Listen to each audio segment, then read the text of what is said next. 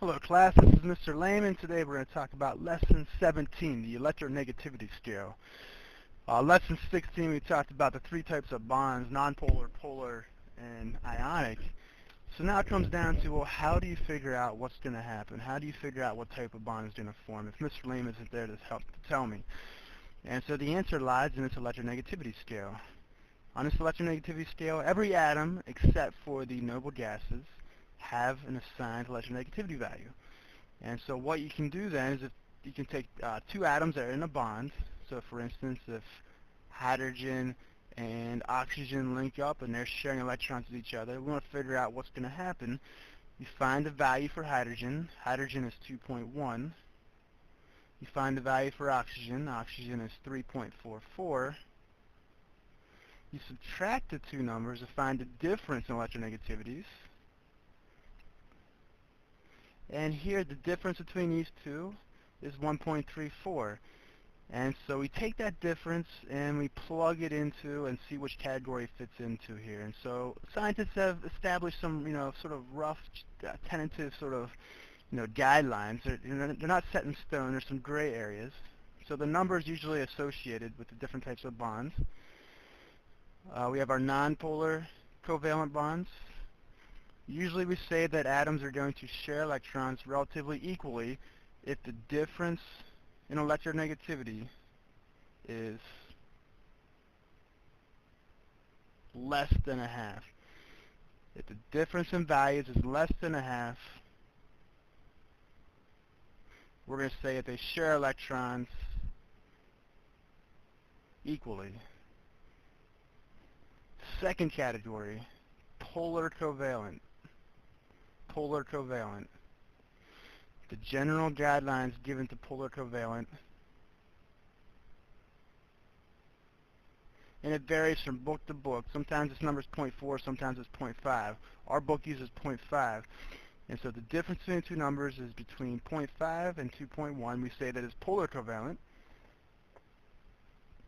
which, as we learned last section, that means that they're sharing the electrons unequally, which results in one atom having a positive charge and one atom having a negative charge. And we'll talk about how to assign that in a second. Third possibility is ionic. Ionic bonds is when one atom steals an electron from the other atom.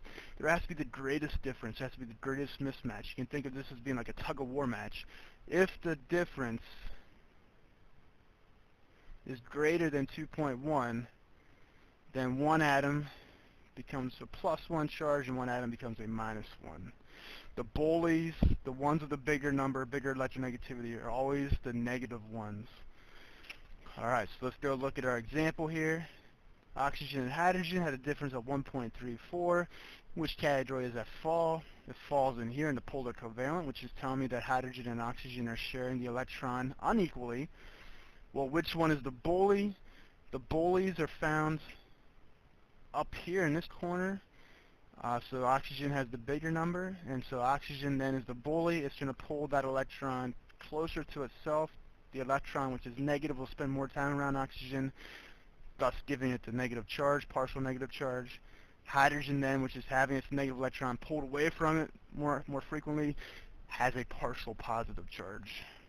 So you can see the polarity of this molecule here is definitely polar because it has different charges on different ends. Alright, let's take a look at a couple more here. Let's do, what about two hydrogens? If you have two of the same atom, that's pretty easy. If we look at our scale, hydrogen's 2.1, so if you say 2.1 minus 2.1, there's no difference. That means they have the same electronegativity. That means that neither one is going to win the battle. They're going to share equally. If they share equally, they won't have a charge. Let's take a look at sodium and fluorine. Sodium and fluorine. Fluorine is 3.98. Sodium is 0.93. So we say 3.98 of fluorine minus 0.93 of sodium. Subtract the 2. The difference is 3.05. The difference is what we use for this. Alright, 3.05 is above 2.1, so it's going to be ionic. So we're going to have a stealing of electrons here. And so which one becomes negative, which one becomes positive? The one with the bigger number is the bully. The stronger one is going to win that tug-of-war match. So fluorine gets a -1 charge. Sodium gets a +1 charge. So the electron gets stolen by fluorine. We'll do one more here. If we let's say we have nitrogen and carbon. Nitrogen and carbon, we come back here. Nitrogen is 3.04. We subtract that from carbon. We get a difference of 0.49. And so, depending on the situation, it's so close to 0.5 that sometimes we'll go ahead and we will go ahead and assign the charges anyways. Remember that 0.5 is tentative. Some books use 0.4 as the boundary between nonpolar and polar. So sometimes you might have to go ahead and give it a charge. And I know it's a little confusing, but there are some exceptions to the rules in different situations. So I hope this helped in figuring out what kind of bond is going to form. Have a great day.